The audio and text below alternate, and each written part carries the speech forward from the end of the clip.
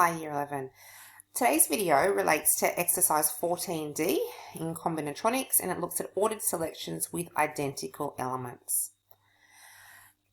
Let's read the first box in here. Counting with identical elements. When counting arrangements where the same element occurs more than once, we need to divide by the number of times it occurs to avoid double ups. Now, I've just written that to the side over here, so it makes a little bit more sense. So it says, suppose that an ordered list is made up of n objects with duplicate identical elements that are repeated, for example, R1, R2, up to RK times. What we would do, we would look at those n elements, and we'd write n factorial, and to work out how many combinations we would have, we're going to divide by that factorial of the amount of times that thing occurs, that repeated element. So if the element occurs 2 times, we would divide by 2 factorial. If there are two different elements that occur various numbers of times, we would then multiply by another factorial. So I like to see it written like this because that's what we're going to do. But let's have a look at the example that we've got here, and it's fairly simple and straightforward, these two examples. And we'll use that maths that we've just popped in that formula. How many ways can the letters in the name Colleen be arranged? So count your letters up first. So we've got 1, 2, 3, 4, 5, 6, 7. So there are 7 letters. So we're going to have 7 factorial. And we're going to divide that by the number of double up letters and how many times each of those occur. So we've got 2 L's, and that is our first 2 factorial. And we've also got 2 E's, and that relates to our second factorial, and we just times those together.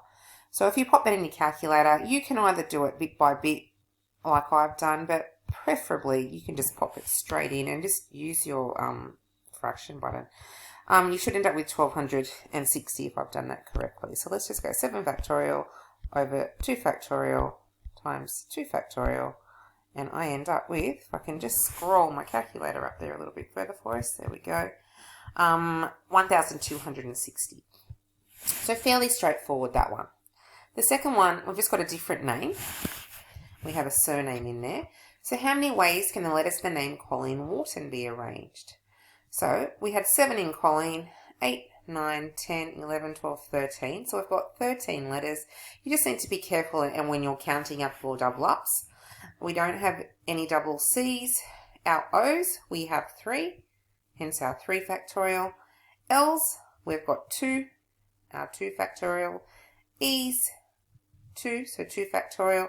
And our double up of N's as well, so 2 factorial. So the only one we had a triple of was our first one there, which was our O.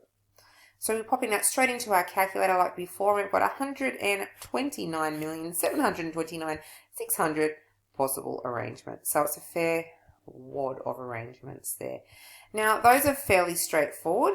Okay, they're the only ones in our notes to have a look at today, but I'm going to jump over to the OneNote and work you through some of the exercises in there if you would like to. Otherwise, you can stop here.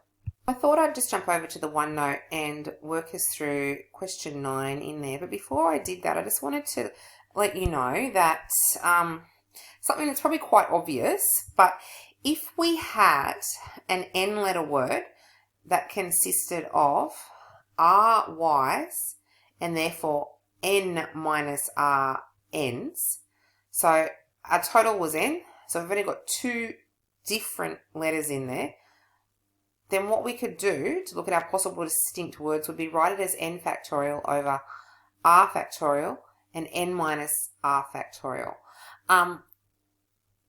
You probably don't need to think of it like that, but it might be a handy way if we've only got 2 elements in there. So I thought I'd make a note of that, and that might pop up in some of these questions for us. Okay, let's have a look at number 9 below here. It says, in how many ways can the letters of the word decisions be arranged without restrictions? Now, when they're talking about without restrictions, there is the restriction on this case in the word decisions that we do have double up letters, and we do have to take those into account in the non-restriction part. So if we look at the letters in here, we've got 1, 2, 3, 4, 5, 6, 7, 8, 9 letters. Okay, and if you're looking up at our doubles, in our without restriction part, we've got 9 factorial over I've got 2 factorial. 2 factorial because we have the letters I and I. So there's 2 I's and there's 2 S's. Hence 2 factorial times 2 factorial. So that is our number of cases without restrictions. Okay. So the second one we wanted to have a look at, in how many letters can the word in how many ways can the letters of the word decisions be arranged so that the vowels and the consonants alternate? So that we get this output here. Okay. So what we need to do is think of the vowels and the consonants separately and looking at the cases of what happens in those. I talk about cases because that's what I talked about in the last exercise. We want to have a look at what happens with each individual thing, so different cases. So let's look at the vowels. The vowels are E, I, and O, and our consonants are D, C, S, N, and S. So although we have 9 letters in total, we've only got 4 vowels and we've got 5 consonants.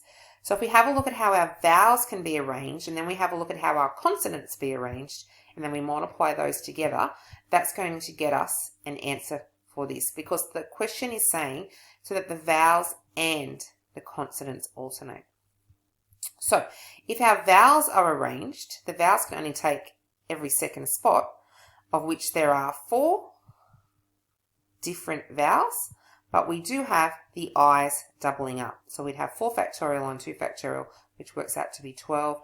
The consonants, again, looking at them, we only have 5 and they have double ups in there as well of the S. So we'd be looking at 60 different arrangements. So 12 times 60 would give us 720. So we have a look at C. How many ways can the letters of the word decisions be arranged so that the vowels come first, followed by the consonants? Now, this is going to be the same answer as part C, because the vowels followed by the consonants would be all the vowels and then all the consonants. But within those vowels, the vowels can be rearranged, and then within the consonants can be rearranged. So it's basically going to have the same output as what we had for part B. So we're going to end up with 720 and use the same calculations in there. Part D, I really like these ones. And we had questions like this in the exercise previous to this one, in 14C, I think it was. Yeah. So we want to have a look at, so that N is somewhere to the right of D. So what I like to do on these ones is come up with a pattern.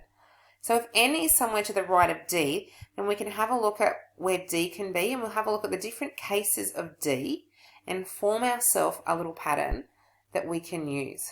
So what I've written in there, it says, looking for a pattern and a separate cases, we want to think of N separately to the other letters and D in a specific spot. So case 1 I've popped there is that D is in the first spot over here.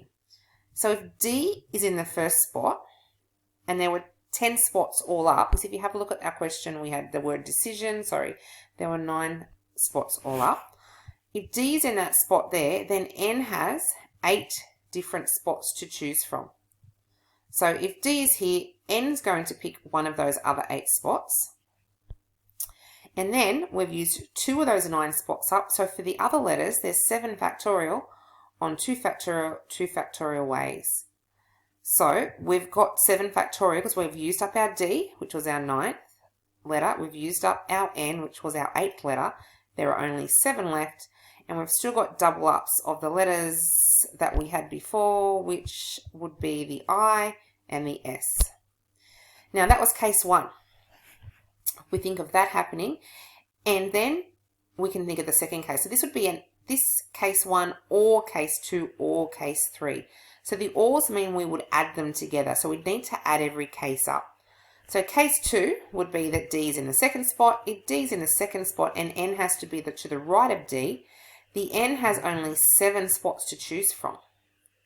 But the other letters can choose 6 of those spots that the N hasn't chosen and this spot here. So there's still 7 spots that the other letters can choose. So there's still 7 factorial over 2 factorial ways that can happen. So the first one we've got 8 times 1260. The second one we've got for case 2, 7 times 1260. So we can see a pattern working up here.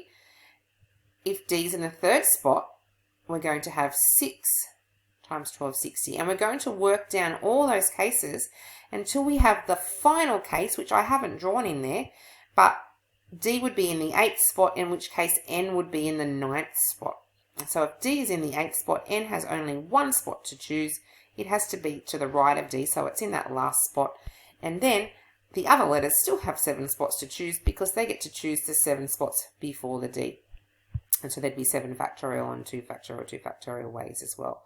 So if I add up all of those individual possible cases, popping them together, this is what I'd end up with. And I've got the dots in the middle there because I'm not going to write them all out.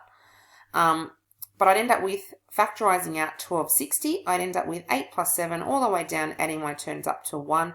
So I'd actually end up with 45,360. So I want you to start thinking about those and being able to practice more of those if you can, because there's a few of those in these exercises. But I think you need to draw yourself a little diagram like that to get that to work.